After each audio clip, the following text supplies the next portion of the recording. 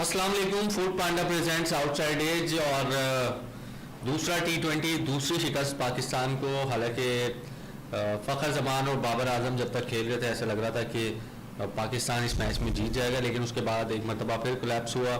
इफ्तिखार और आजम आज फिर नाकाम हुए और पाकिस्तान को शिकस्त हो गई। बाबर आजम ने 66 रन स्कोर किए, लेकिन उनके साथ कोई खड़ा नहीं हुआ और मुसलसल दूसरा मैच है कि पाकिस्तान की टीम 20 ओवर्स भी नहीं खेल सकी T20 क्रिकेट में। पहले डिटेल बता दूं आपको, हैमिल्टन में न्यूजीलैंड ने पहले 194 रन स्कोर की। शाहीन शाह अफरीदी अगेन टॉस जीता और न्यूजीलैंड को बैटिंग दी। लग तो ऐसा रहा था शुरू में कि जैसे 225-30 रन बनेंगे, लेकिन आखिरी के 10 ओवर में बॉलर्स ने बड़ी अच्छी परफॉर्मेंस दी और 91-94 रन स्कोर किए। फिर पाकिस्तान के दो ओपनर्स जल्दी आउट हुए, साइम और रिजवान, लेकिन फ़खर और बाबर के दरमियान जो पार्टनरशिप लगी उसने वर्ल्ड कप की याद ताज़ा कर दी, जो कि रेन इफेक्टेड मैच था और ज़बरदस्त एक बारी खेली दोनों ने, लेकिन नीचे आने वाले बैट्समैन उनका साथ नहीं निभा सके और पाकिस्तान को 21 रन से शिकस्त हुई। 173 रन पर पाकिस्तान की टीम आउट हो गई। हमारे साथ शब्बर मौजूद है। Shabbar, welcome to the show. Thank you. और सेम स्टोरी है पहले T20 की, क्योंकि बाबर खड़े रहे अकेले, आज भी बाबर खड़े रहे अकेले। आखिर में फ्रस्ट्रेटेड होकर उन्होंने शॉट मार दिया, जो कि खैर बनता भी था वो, क्योंकि 3 ओवर में आपको जब 40 रन चाहिए तो आपने ऑल आउट ही जाना है, फिर आपने रोक तो सकते नहीं है। तो वही मेरा ख्याल है रीज़न है डिफीट का। ये मतलब ऑब्वियसली जो डिफीट है काफ़ी नेगेटिव है ओवरऑल, लेकिन अच्छी चीज़ ये है, पॉजिटिव ये हमने इसमें से निकाल सकते हैं कि हमें अपने जो कमज़ोरी है उसका आइडिया हो गया फिर से, क्योंकि 2 मैचों में लगातार सेम चीज़ हुई है, तो फिनिशिंग का इशू है। लेकिन अभी मैं आपसे यही बात कर रहा था थोड़ी देर पहले कि ऑब्वियसली आपके पास जिन प्लेयर्स को आप, जो नए प्लेयर्स हैं, 2 अभी जो नीचे खेल रहे हैं, वो आमिर जमाल और आज़म खान है। लेकिन अगर किसी पे सवालिया निशान आप खड़ा कर सकते हैं या उनको क्रिटिसाइज़ कर सकते हैं तो I think it's Iftikhar Ahmed, क्योंकि वो सीनियर प्रो हैं, अब एक्सपीरियंस है, टीम में रह चुके हैं, ज़्यादा रिस्पॉन्सिबिलिटी लेने की ज़रूरत है मैचेस फिनिश करने के लिए। आखिरी 10 इनिंग्स में 150 उनकी। बिल्कुल, तो आपका जो रोल है, बात 50 की भी नहीं है, बात ये है ना उन्होंने मैचेस कितने जिताए हैं, क्योंकि इफ्तिखार में ऐसे प्लेयर हैं जिसको आप लाए ही इसलिए थे। आप बेसिकली आसिफ अली की जगह उनको लेकर आए कि यार वो बंदा जो है वो नीचे से आके मैचेस फिनिश करेगा, और उनकी हार्ड हिटिंग के लिए ही वो जाने जाते हैं, तो उनका एक काम था। बाकी आजम की जहाँ तक बात करें, आप जिम्मेदारी उनकी बनती है, लेकिन आई थिंक उनको आप थोड़ा सा लेट गो कर सकते हैं, because it's only second match after a long time. So ये है। नहीं लेट गो इसलिए भी नहीं कर सकते क्योंकि मैं अपना पर्सनल बता रहा हूँ कि पहली इनिंग्स में, पहले मैच में जब वो आउट हुए, मेरे ख्याल है 6-7 ओवर बाकी थे। फिर आज जब आउट हुए तो 30-32-34 गेंदें शायद बाकी थी, तो आप थोड़ा सा आके विकेट पे वेट करते हैं, थोड़ा सा 2-4 गेंदें देखते हैं। आपने आए और आपने पहले शॉट मारा, 2 गेंदें खेलने के बाद टो लगा और आप आउट हो गए, तो थोड़ा सा आजम को भी समझने की ज़रूरत है कि उनके पास जो रिस्पॉन्सिबिलिटी है, जो उनको अपॉर्चुनिटीज़ मिल रही हैं, ये बार बार नहीं मिलेंगी। इस फिटनेस के ऊपर मैं बात कर रहा हूँ। बिल्कुल। देखिए, अगर एक फिट खिलाड़ी हो तो आप ये कहते हैं कि यार चलें, दिए 10 मैच दिए, 12 दिए, 15 दिए, लेकिन उनके पास, उनको ये समझना होगा कि लिमिटेड अपॉर्चुनिटीज हैं। अगर वो इसमें नहीं करते तो प्रेशर सिलेक्टर्स के ऊपर बहुत है। आई थिंक यही वजह हो सकती है कि वो कभी भी अपनी इंटरनेशनल टीम में सिलेक्शन को प्रूव कर नहीं पाते। उनको अगेंस्ट अफगानिस्तान ही मौका मिला और आई थिंक थोड़े बाकियों से अगर आप कंपेयर करें, स्पिन के अच्छे प्लेयर, स्पिन को अटैक करना जानते हैं, उसमें भी वो कुछ इम्पैक्ट नहीं बना पाए। एक इनिंग्स भी होती है 40-50 की, या 30 मतलब कोई मैच 30s में हो यार। हाँ, तो आप याद रखते हैं, आप आजम खान के लिए बहुत वाउच किया जाता है बिकॉज वो लीग्स में परफॉर्म करते हैं, और करना भी चाहिए प्लेयर। और ऊपर से एक और बड़ा मसला है, सिर्फ आजम खान का नहीं है, हम लोग का उस पोजीशन में हमें कोई चाहिए, तो उनको मौका मिलता है, फिर उसको प्रूव नहीं कर पाते। लेकिन इसी बात को अगर आप दूसरी साइड से देखें, तो अगर आपको जेन्युइनली उस पोजीशन पे कोई प्लेयर चाहिए, क्योंकि इससे पहले तो आई डोंट थिंक कि कोई रेगुलरली रहा है, और जिनको हमने बनाने की कोशिश की, जैसे खुशदिल की मिसाल है और फिर आसिफ की मिसाल है, उनके साथ प्रॉब्ली वही हुआ जो आजम के साथ होता है, हो सकता है फिर से। तो you have to stick to some one player कि यार हम इसको पूरा चांस दें या पूरी, क्योंकि आपको at the end of the day आपको पूरे से एक्सपेरिमेंट ही करना है। पूरे से क्या मुराद है आपका? मतलब जैसे देखें, आप वर्ल्ड कप में रिस्क नहीं ले सकते, सही है, 17 मैचेस हैं, सही, आपके पास 17 मैच है, उसमें आप 3 नीदरलैंड से खेल रहे हैं, आई थिंक नहीं नीदरलैंड से तो हो गया, आप आयरलैंड से भी खेल रहे हैं, इंग्लैंड से भी खेल रहे हैं, तो न्यूजीलैंड अभी 5, न्यूजीलैंड होम पे आएगी, तो आई थिंक होम की कंडीशन हमारी still will be similar to West Indies की कंडीशंस या यूएस की conditions, I am not sure about that. लेकिन वेस्ट इंडीज में तो थोड़ी सी स्लो विकेट होती है, इस तरह की विकेट तो होंगी नहीं जैसे यहाँ पे। तो आई थिंक आप पूरी तरह फिर बैक करें उस प्लेयर को। मैं आजम के फेवर में बात नहीं कर रहा, आप किसी भी प्लेयर को नंबर 6 के लिए लेकर आ रहे हैं, नंबर 7 के लिए लेकर आ रहे हैं, आपको उसको बैक करना है, क्योंकि आपके पास और तो कोई रिसोर्सेज नहीं है ना फिलहाल। ये देखिए मेरा मैं, हाँ ठीक है, बिल्कुल ठीक है, आपने बात की, पूरा चांस मिलना चाहिए, लेकिन फिर अगेन मैं ये बात कहूँगा कि अगर 10 गेंदों पे 12 रन चाहिए या 10 गेंदों पे 30 रन चाहिए तो आप इस तरह से आउट हो रहे हो, समझ में आता है। लेकिन आपके पीछे अगर 6-7 ओवर हैं अभी और फिर आप इस तरह से आउट हो रहे हो तो ये कंसर्निंग बात है आजम खान। बिल्कुल बिल्कुल, ये इससे ये भी पता चलता है कि जो उनका लैक ऑफ एक्सपीरियंस है ऑन द इंटरनेशनल स्टेज वो पता चल रहा है। मतलब आप उसको सीपीएल की तरह नहीं ट्रीट कर सकते, आप उसको पीएसएल की तरह ट्रीट नहीं कर सकते। इवन पीएसएल में हमने देखा है कि वो आते हैं थोड़ा सा सेटल डाउन होते हैं, 2-4 सिंगल डबल करते हैं, उसके बाद वो हिटिंग शुरू करते हैं। लेकिन यहाँ पे थोड़ा सा डिफरेंट आजम खान दिख रहा है। I think may be it's a pressure, या टीम एक्सपेक्ट ये करती है इधर आने वाले बैट्समैन से कि यार वो ऑल आउट जाए, या क्योंकि अगर उनके पास कैपेबिलिटी है थोड़ी इनिंग्स को बिल्ड करने की जो वो पीएसएल में शो कर चुके हैं, तो I think he will you know eventually start doing that. लेकिन ये जरूर है कि जितना उनका एक्सपीरियंस है लीग के लेवल पे, उनको ये कोशिश करनी चाहिए थी कि वो मैच को लेके चले। देखें अभी हम बाबर और फकर की बात की आपने, उन्होंने एक स्टेज सेट किया, बेहतरीन अपना रोल अच्छी तरह अदा किया। तो वही हमने पिछली दफा भी रोल्स की बात की थी कि अपना रोल अंडरस्टैंड करना जरूरी है, और आजम को ये अंडरस्टैंड करना जरूरी है कि आजम एक बहुत इंपॉर्टेंट प्लेयर है इस पोजीशन में, तो he has to give it all. और लेकिन खैर unfortunately because of his fitness apparently जो लोग कहते हैं कि नहीं है सही, तो उनके ऊपर हमेशा तलवार लटकती रहेगी। उन पर जिस तरह का क्रिटिसिज्म होगा वो बाकी प्लेयरों से डिफरेंट होगा, या उन पे ऑब्वियसली उनके फादर का भी सीन है। मतलब लोग पीपल नेपोटिज्म की बातें लेकर आएंगे, वेट की बातें लेकर आएंगे। तो अगर आजम खान में के आप शूज़ में जाने की कोशिश करें तो आई गेस उनके लिए थोड़ा डिफिकल्ट है, बट साथ साथ एक अपॉर्चुनिटी भी, और टीम मैनेजमेंट को इंश्योर करना चाहिए कि उनको पूरी अपॉर्चुनिटी मिले।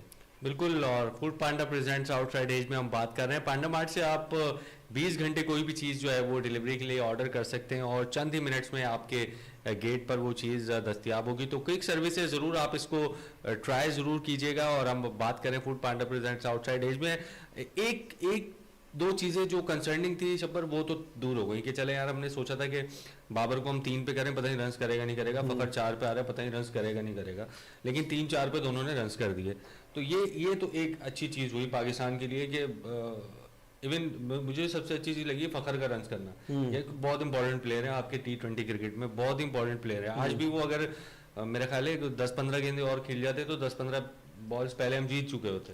अगर थोड़ा शिकवा कर सकते हैं फखर से तो यही है कि यार आप 4 पे खेल रहे हैं, आप सीनियर प्लेयर हैं, आपने 50 किया, लेकिन खैर जिस तरह खेलते आ रहे हैं उसी तरह खेल सकते हैं। लेकिन हो सकता है एक शिकवा बनता है कि ये हल्का फुल्का ज्यादा 2 बाउंड्री लग गई थी तो आप बिल्कुल नहीं जाना चाहिए। खेल भी उसी तरीके से रहता है। आई थिंक फखर का स्टाइल ही है, तो फखर को मैं इस पे कुछ नहीं कहूंगा। जहां तक आपने बाबर और फखर की पार्टनरशिप की बात की, आप सॉरी अपनी बात पूरी कर लें। हाँ नहीं करें आपने बाबर और फखर की बात की, तो आई गेस बेहतरीन टाइम पे उन लोगों को बैटिंग करने का मौका मिला, बिकॉज अर्ली विकेट्स गिर चुकी थी, और उनके लिए because they have been openers, और वो पीएसएल में ओपनिंग करते हैं, बाबर तो पाकिस्तान में भी करता था, तो उनको पावर प्ले मिल गया, पावर प्ले से उनको रिदम मिल गया। जो दोनों एक एज ए नेचुरली ओपनर को पावर प्ले का अगर रिदम मिलता है तो उसके अंदर एक कैपेबिलिटी रहती है कि वो आगे तक भी खेल सके, कॉन्फिडेंस उसका ऊपर चला जाता है।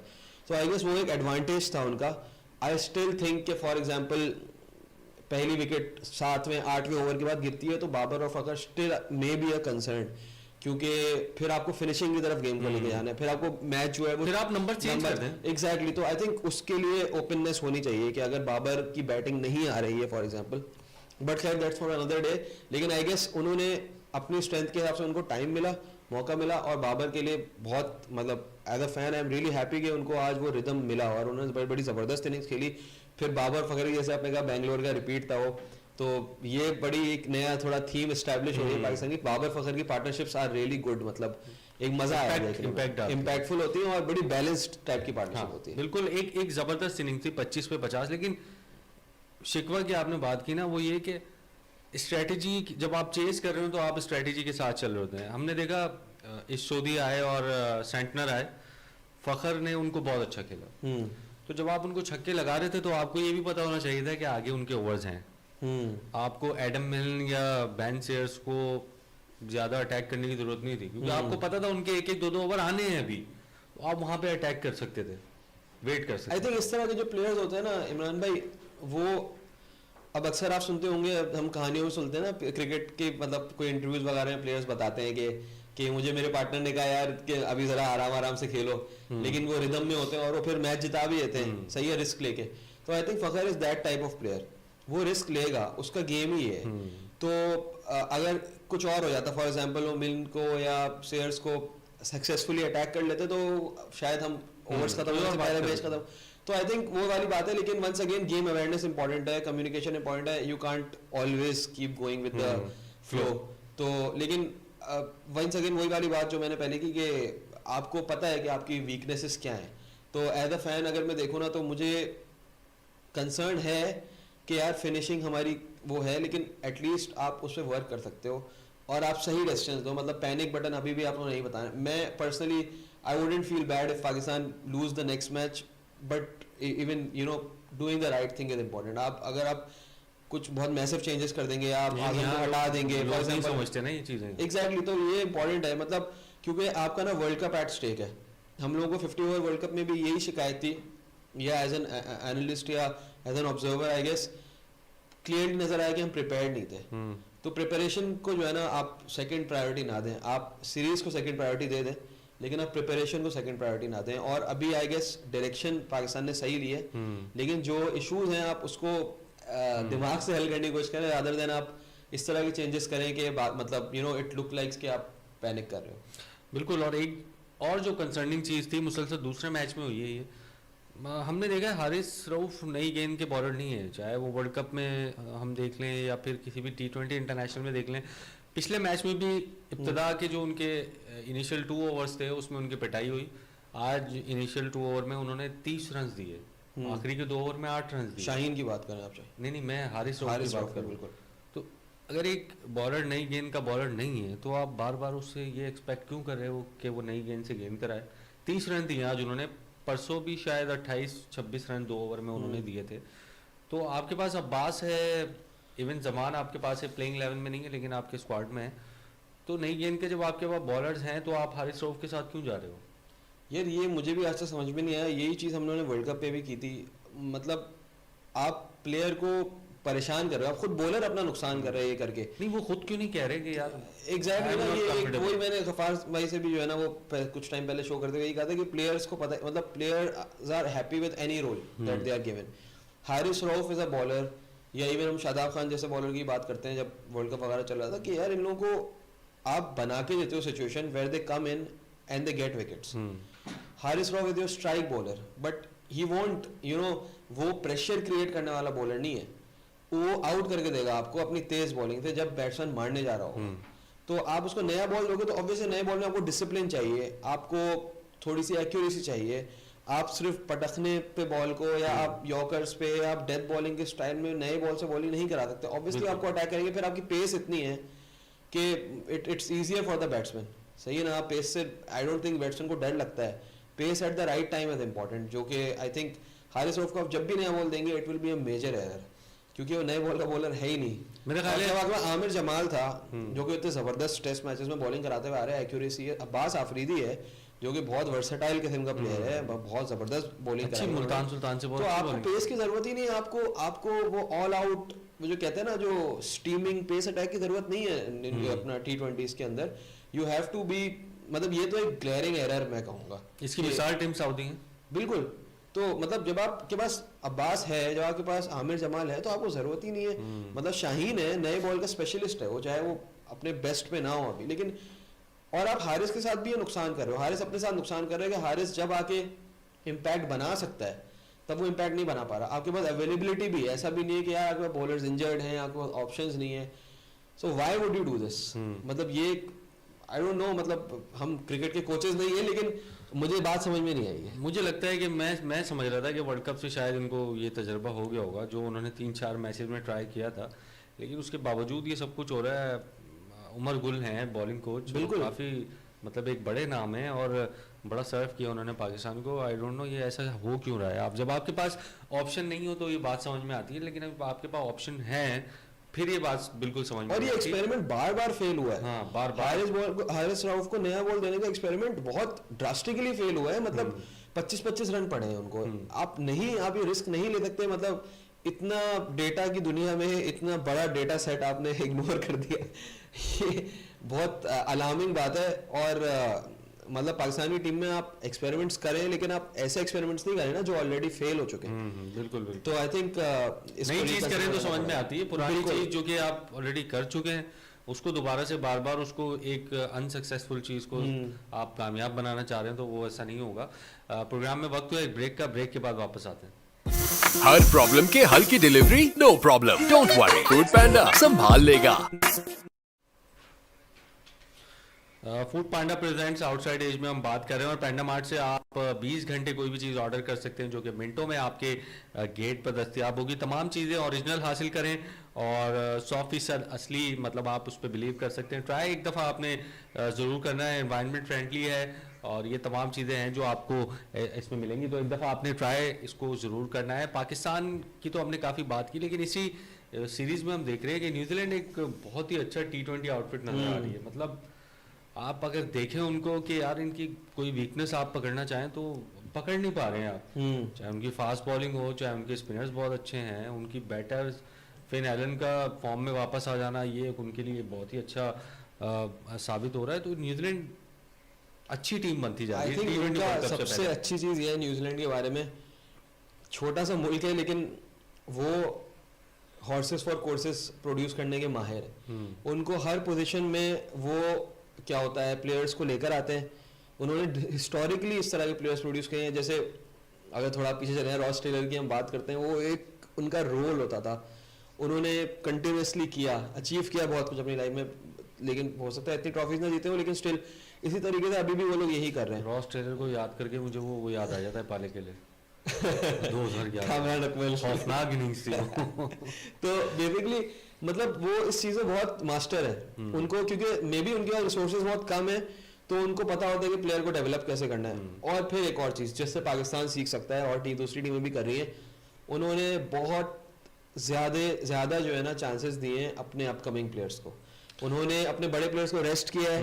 उन्होंने जैसे बेन सीयर्स अभी खेले, इसी तरह पाकिस्तान सीरीज में टिम साइफर्ट वगैरह तब सब नए आए थे या कम मैचेस खेले हुए थे, फिर रचिन रविंद्रा वगैरह की आपने मिसालें देखी। मतलब उन्होंने अपने अपकमिंग प्लेयर्स को सर्टेन रोल्स जो भी उन्होंने देना चाहे उनको उसमें टाइम दिया है, उसमें सीरीजें दी हैं, उसमें मैचेस दिए हैं, और अभी भी वो लोग यही कर रहे हैं। तो I think that's the secret behind their success उसमें। और वही वाली आपने बात की कि वो T20 आउटफिट, ऑब्वियसली वो जो उनका एथलेटिसिज्म है, जो उनकी टेक्निक है, जो उनका हमेशा से क्रिकेट खेलने का तरीका रहा है, वो आई गेस थोड़ा सा अनऑर्थोडॉक्स रहा है। वो डिफरेंट चीज़ें करते हैं। इसी मुल्क से ब्रेंडन मैकलम जैसा प्लेयर निकला, तो जो जिन्होंने मिसालें सेट करी ओपनिंग की, तो इसी तरीके से आई थिंक वही कल्चर, बिल्कुल वही कल्चर जो है वो आगे चल रहा है। इनके पास किसी चीज़ की कोई कमी नहीं होती, हमेशा बेस्ट प्लेयर्स होते हैं। कॉनवे है, ये फिन एलन है। फिन एलन तो खैर अब एक एक्सपीरियंस प्लेयर। ये मैं कभी कभी सोचता हूँ कि यार केन विलियमसन इतने अच्छे कप्तान हैं कि उन्होंने इतना अच्छी टीम बना रहे हैं कि वो कभी कभी ऐसा लगता है कि यार ये कप्तान ही फिट नहीं होता टीम में। बिल्कुल कभी कभी ऐसा लगता है हमें। जब वो उस तरह से खेल रहे होते हैं प्लेयर्स के गिर्द, उनका स्ट्राइक रेट 120 होता है, दूसरे का 200 होता है, तो हमें कभी कभी ऐसा लगता है कि यार ये तो खुद ही फिट नहीं हो रहे टीम के अंदर। लेकिन ये क्रेडिट उन्हीं को जाता है कि उन्होंने टीम बनाई। अब आप फिन एलन का रिकॉर्ड पाकिस्तान की सीरीज से पहले उठा के जरूर देखिएगा। पेशेंस इज द की, मतलब उन्होंने इन्वेस्ट किया है प्लेयर को। बिल्कुल, आप रिसोर्सेज को डेवलप कर ही नहीं सकते जब तक आप उनको टाइम ना दें। तो आई थिंक ये चीज तो आप पूरी दुनिया समझ चुकी है। अभी वेस्ट इंडीज की सीरीज हो रही है ऑस्ट्रेलिया में, उन्होंने पूरा यंग स्क्वाड भेजा है। मतलब you have to start somewhere. आप जब तक उस डिलेमा में रहेंगे ना यार कि बड़े प्लेयर को नहीं बिठाना, इसको इस पोजीशन पे नहीं खिलाना, आप प्लेयर बनाएंगे नहीं, फिर आप उसी रट में फंसे रहेंगे और फिर आप कहीं ना कहीं आके फिर वही ब्रेक डाउन होगा। फिर इसी तरीके से कप्तान फारिग होंगे, इसी तरीके से कोच फारिग होंगे। हाँ, Pakistani fans are tired of it. So you have to give time to new players. आप अगर किसी पोजीशन पे कुछ ट्राई कर रहे हैं तो आप लंबा ट्राई करें। इससे फायदा ये भी होता है कि जब वो प्लेयर 10, 12, 13 मैच खेल के उसको पूरा रन मिलता है, अगर अनसक्सेसफुल भी होता है तो वही सिस्टम में जाके वही चीज़ें अप्लाई करता है और प्लेयर सीखते हैं। तो ये वो गिफ्ट है जो ना कहते हैं ना, इट कीप्स गिविंग। आपको डेवलप करने हैं प्लेयर्स, और आपको एक बिग नंबर ऑफ पूल है, जैसे 25-30 लड़कों को वो कॉन्फिडेंस देना है कि यार हम इंटरनेशनल क्रिकेट खेल सकते हैं। तो आई थिंक वो लोग यही कर रहे हैं। बिल्कुल। और उससे उनको फायदा हो रहा है। अभी ये बेन सीयर्स आ गए, फिर अपने हमारी पाकिस्तान वाली सीरीज में भी अच्छे लड़के आए थे इनके, सही है। तो और उन्होंने किसी को भी अनसक्सेसफुल होने पे पनिश नहीं किया या टीम से हटाया नहीं या तलवार नहीं लटक रही उनके सर के ऊपर। तो आई थिंक यही सीन है। और ट्वीट्स भी नहीं होते ना वहाँ पे, बिल्कुल। अच्छा, एजेंडे भी नहीं चलते। एक और फायदा ये है कि कल्चरल डिफरेंस इतना ज्यादा है, जितना हमने पढ़ा है या जितना हमने देखा है, कि वहाँ पे तो obviously cricket is not the first वो स्पोर्ट ना। अच्छे मतलब इनफैक्ट मैंने इस चीज़ की मतलब प्रैक्टिकल मिसाल ऐसे देखी, जब हम यहाँ क्रिकेट वगैरह कवर करने आते हैं, ऑस्ट्रेलिया की टीम आई, इंग्लैंड की टीम आई, बड़े जर्नलिस्ट आए बड़े बड़े अखबारों से, न्यूजीलैंड के लिए एक बंदा भी नहीं आया यहाँ कवर करने, टेस्ट मैचेस नहीं कवर करने हैं। तो इट शोज कि यहाँ पे क्रिकेट में इतना ज़्यादा इंटरेस्ट नहीं है। लेकिन बरक्स उसके अगर आप देखें तो उसके बावजूद वो लोग जो है वो इतना ज़बरदस्त तरीके से अपनी क्रिकेट को लेके चल रहे हैं कि वो बेचारे अक्रॉस द लाइन नहीं जा पाते, लेकिन वो चैंपियन लेवल टीम है, उनके पास जो कुछ है इतने कम रिसोर्सेज में इतनी ज़बरदस्त वो प्लेयर्स क्रिएट कर रहे हैं। तो it says a lot about their culture cricket के अंदर। 2019 में ऑलमोस्ट जीत लिया था वर्ल्ड कप उन्होंने। बिल्कुल, मतलब वो हम लोग कभी हम उनको हमेशा उनका राइट ऑफ कर देते हैं, लेकिन वो कंटेंडर होते हैं, हर टूर्नामेंट के कंटेंडर होते हैं। बिल्कुल बिल्कुल बिल्कुल। और कैप्टनसी शाहीन शाह अफरीदी की 2 मैचेस में, एक में हमने हाईएस्ट टोटल खाया 226 रन, क्योंकि पाकिस्तान ने कभी इतने रन्स कंसीड नहीं किए, फिर 194। कैप्टनसी को आप कहाँ रेट करते हैं शाहीन शाह अफरीदी की? एक तो हमने पॉइंट डिस्कस कर लिया कि यार वो, अच्छा मैं पर्सनली अगर बोलूँ तो मुझे है ना, मैं इतना ज़्यादा बात नहीं कर पाता कैप्टनसी के ऊपर, बिकॉज वो एक बड़ी जो है ना वो बहुत डिफरेंट किस्म, मतलब आप प्लेयर क्या डिसीजन ले रहा है, क्यों क्या चीज़ क्यों कर रहा है वो उसको पता होता है। लेकिन आई गेस जितना मैं बता सकता हूँ इस पर, वो यही है कि देखें, आप लाहौर कलंदर्स के कैप्टन नहीं है यहाँ पे, आप पाकिस्तानी कैप्टन है, तो मे बी टाइम लगता है, मे बी जो प्रेशर होता है वो डिफरेंट किस्म का होता है। लेकिन at the and I really appreciate Shaheen for being a proactive captain. Like अगर आप कुछ ट्राई करें और आप फेल हो जाएं तो दैट्स अनदर थिंग, मतलब ये एक्सेप्टेबल है। लेकिन अगर आप कुछ ट्राई ही ना करें, अगर आप एक ही चीज़ें करते रहें, सही है, अगर आप कुछ आउट ऑफ द बॉक्स ना करें, तो that is I think alarming. लेकिन अगर शाहीन अपनी गलतियों से सीख के इम्प्रूव होता रहता है, क्योंकि ये 17 मैचेस उसके लिए बहुत इंपॉर्टेंट है वर्ल्ड कप से पहले, आप वर्ल्ड कप ईयर में कैप्टन बनाए हो, तो I think I don't have a big problem with that. और लाइनअप डिफरेंट खेल रही है, पोजीशंस चेंज हुई हैं, मतलब आपको उसके अंडर प्लेयर्स परफॉर्म करते हुए भी नज़र आ रहे हैं। तो लेकिन ये ज़रूर है कि आई गेस मैं बैटिंग में कहूँगा कि मतलब जैसे उसको एज ए लीडर अपने आप को शो करना चाहिए। टैक्टिशियन तो चलो एक अलग चीज़ है, लेकिन एज ए लीडर जो है वो ये जो 6 वाला जो प्रॉब्लम है इसको हल करे। I think with the bat he is trying to take responsibility. तो ओवरऑल अगर मैं कहूँ तो शाहीन की अप्रोच ठीक है, डिसीजंस में भी जैसे हारिस रऊफ वाली चीज़ है, इसको तो मैं बहुत ही ओपनली क्रिटिसाइज ही करूँगा कि ये गलत है, ये नहीं होना चाहिए था। लेकिन शाहीन नोज बेटर कि उसके पीछे क्या थॉट थी। बिल्कुल। और हमें भी थोड़ा सा यार ज़्यादा क्रिटिसाइज नहीं करना चाहिए, क्योंकि आप एक गोल लेके चल रहे हैं कि वर्ल्ड कप में आपने टीम तैयार करनी है, तो ठीक है, फेलियर्स भी आते हैं, सक्सेस भी आता है, तो हमें भी थोड़ा सा पेशेंस शो करना चाहिए। दूसरे मैच हुआ है आज, जो तीसरे मैच में शायद मेरा ख्याल है कि शायद उसामा मीर की जगह नवाज आ सकते हैं। उसामा मीर के बारे में हम क्यों बात नहीं कर रहे हैं यार? उसामा मीर मतलब वो ऐसा लगता है कि वो बस जो पाकिस्तान कप के हाईएस्ट विकेट टेकर होते उसके बाद कुछ टाइम तक उनकी फॉर्म थी, बस ऐसी फीलिंग आती है। मतलब he has been a very big disappointment. In fact मुझे वो जब आए थे तो मुझे बड़ी एक्साइटमेंट थी यार, पाकिस्तान का फाइनली एक ऐसा लेग स्पिनर है जिसने बड़े फॉर्मेट में विकेटें ली हैं, जो यंग है, जो फिट है, सही है ना, मॉडर्न गेम को पहचानता है और बैटिंग भी अच्छी कर लेता है किसी हद तक। लेकिन उन्होंने तो बड़ी मतलब वर्ल्ड कप में जो अभी हमने देखा इंडिया में, वो उन्होंने क्लियरली बोला कि मेरा जो है ना वो मतलब मैं शॉर्ट बॉलिंग कर रहा हूँ या मैं जो हूँ वो मेरी पिच नहीं हो रही। हाँ, बहुत पीछे ये बहुत पुराना प्रॉब्लम है इनका। Now you have Saeed Ajmal, आपके पास कोचेस हैं, तो ये नहीं होना चाहिए। मतलब इस स्टेज पे आके अगर आपसे बॉल पिच नहीं हो रही है, सही है, फिर शादाब भी इंजर्ड हैं और इतने अच्छे फॉर्म में नहीं है, तो ये बड़ी डिसअपॉइंटमेंट थी। मतलब Usama Mir doesn't look like a threatening bowler at all, which is really क्या कहते हैं अलार्मिंग, क्योंकि दूसरी टीमों के पास अगर चले उनका एज सोदी थोड़ा सा लेस थ्रेटनिंग है, तो सेंटनर एक T20 स्पेशलिस्ट है, एक वाइट बॉल स्पेशलिस्ट है, IPL में हर साल वो खेलते हैं, मतलब एक्सपीरियंस है। आप मतलब Usama Mir can not be, जिस तरीके से बॉलिंग कराने, can not be the guy who you know stops the runs for you. इससे मतलब I think we are missing Shadab Khan a lot with the ball. T20 में तो आप and with the bat, with the bat maybe, और अभी तो ये एक आपने डिलेमा दे दिया कि शादाब खान अगर आते हैं तो ऑब्वियसली आमिर जमाल की जगह ही आएंगे मोस्ट प्रॉब्ली। लेकिन शादाब खान का ये चीज़ थी कि शादाब खान T20 में अपने 4 ओवर्स को ऐसे चलते थे कि अगली टीम फंसती ज़रूर थी, और अच्छी अच्छी टीमों को फंसाया उन्होंने, क्योंकि उनको मारना इतना आसान नहीं है, और अगर उनको मारने जाते हैं तो अक्सर वो विकेट लेते थे। लेकिन Usama Mir is a different kind of bowler, और वो आई थिंक बहुत बड़ा डिफरेंस है दोनों में। वो कोशिश करें कि जरा तेज फेंके या वो जरा जो है ना वो रन्स को वो रोकने की कोशिश करें, लेकिन वो बॉलर है नहीं मेरे ख्याल से।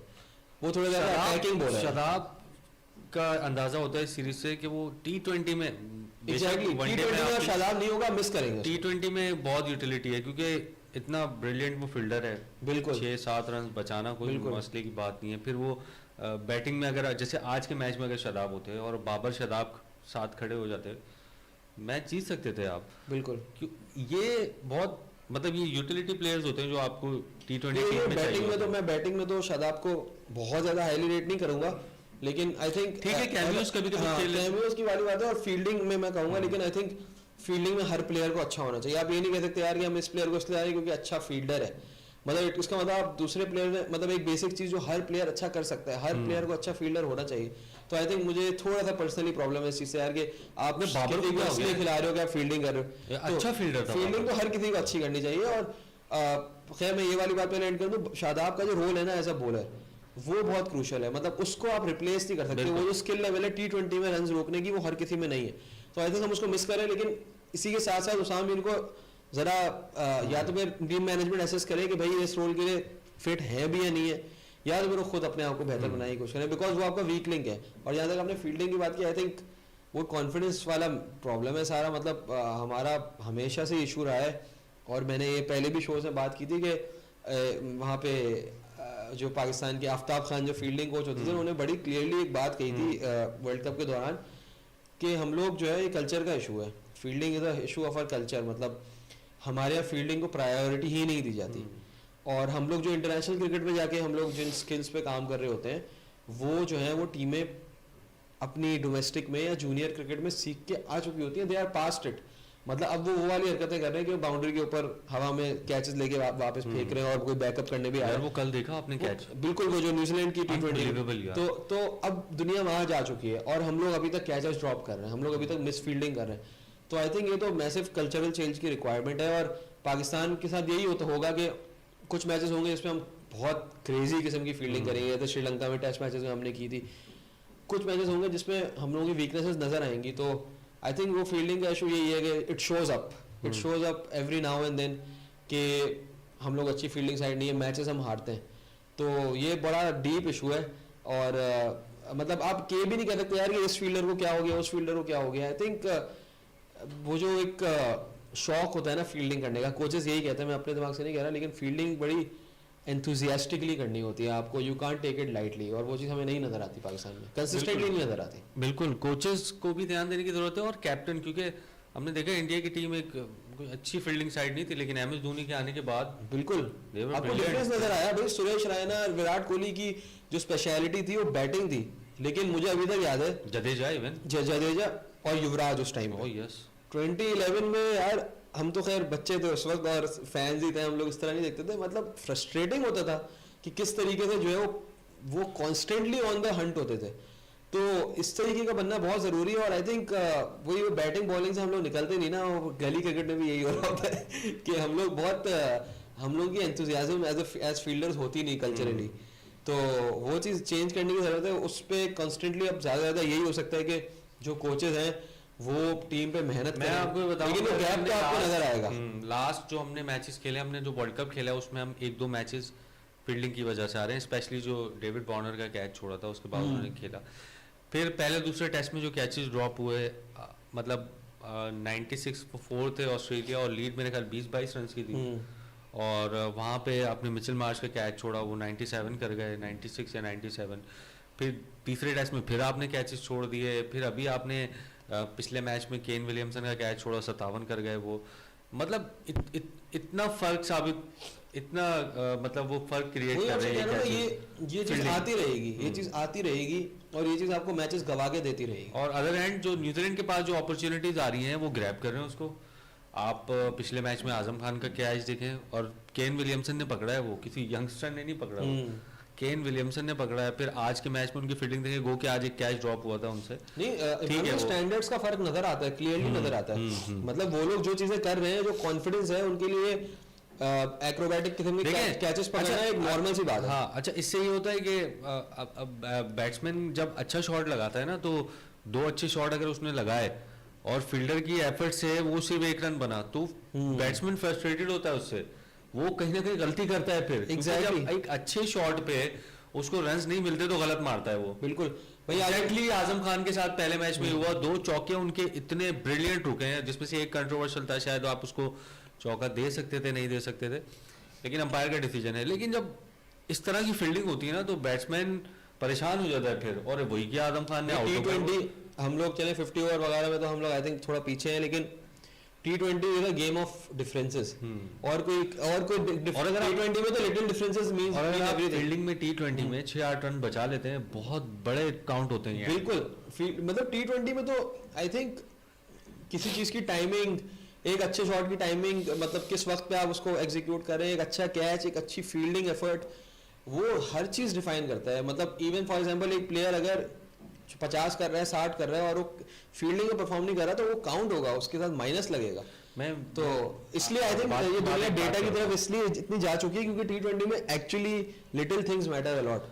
मैं विराट कोहली का एक इंटरव्यू सुन रहा था, एक तो उनको सुनने में बड़ा मजा आता है, वो गेम पे जिस तरह से बात करते हैं।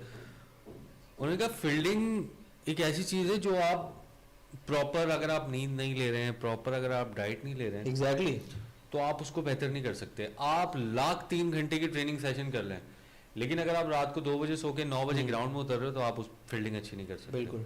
ये मतलब ये चीजें काउंट करती है ना। अब आप कोई फील्डिंग कोच ले आए, वो आपको दिन में 4 घंटे की ट्रेनिंग करवा रहा है, स्लिप में कैचेस नहीं करवा आप रहा ये है। देखिए इमरान भाई, इससे पता चलता है, जैसे फॉर एग्जांपल हमारे कोचेस उन्होंने एक चीज और उन्होंने जो अच्छी की, उन्होंने कहा एक कैच आपके पास आ रहा है ना, और आप रनिंग करते हुए उसको पकड़ रहे हो, तो एक्सीलरेशन पॉइंट 1 से 2 आपका कितने सेकंड में तय हो रहा है। अगर वो माइक्रो 2 सेकंड में तय हो रहा है तो वो एक अच्छा कैच है, और अगर वो 3 सेकंड में 4 सेकंड में तय हो रहा है तो या तो वो ड्रॉप हो सकता है या वो ब्रिलियंट कैच बन सकता है। वही मैंने विराट कोहली को देखा है, कभी मैंने उनको इतनी ह्यूज ड्राइव मारते हुए कैच पकड़ते हुए नहीं देखा, लेकिन वो इतनी तेजी से भागते हैं कि वो गेंद के नीचे आ जाते हैं। वही एक्सेलरेशन पॉइंट की जो बात आई कर थिंक रहे हैं। वही ना, ये आई थिंक ये प्लेयर के अंदर से एक चीज होती है, और हम लोग की ओवरऑल प्रायोरिटी नहीं है ना कि फील्डिंग को हम बेहतर करें। मतलब शायद किसी भी चीज को बेहतर करने की प्रायोरिटी नहीं है आई गेस, लेकिन आई थिंक आपने एक अच्छे कोच थे आपके साथ, आफ्ताब खान के बारे में मैंने पढ़ा है, देखा है, लोगों से सुना है, शोएब मलिक ने, मिसबा ने, आई थिंक उससे बेहतर फील्डिंग कोच पाकिस्तान में है नहीं।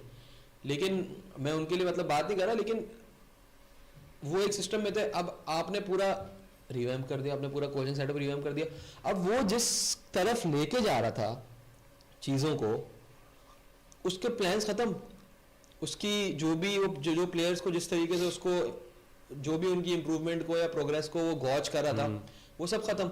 फिर अब वही वाले आ गए जो सकलैन साहब के साथ थे। मतलब इसका मतलब ये है कि आप खुद नहीं वो चाहते नए कि आप तरीके से शुरू करेंगे। एग्जैक्टली। तो आप प्लेयर्स पे काम करते हो ना, मेंटल एस्पेक्ट कितना ज्यादा है इसके अंदर, लाइफस्टाइल का एस्पेक्ट कितना ज्यादा है फील्डिंग में।